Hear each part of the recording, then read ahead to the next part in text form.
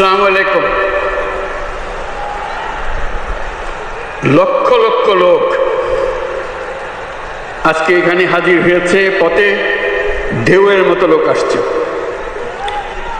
সারা বাংলাদেশ জুড়ে কোটি কোটি মানুষ আজকে এই মুহূর্তের জন্য অপেক্ষা করছে।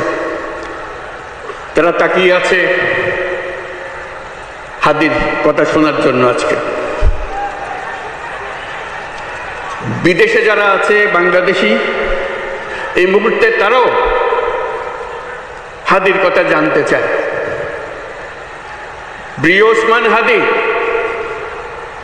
তোমাকে আমরা বিদায় দিতে আসি নাই এখানে। তুমি আমাদের বুকের ভেতরে আছো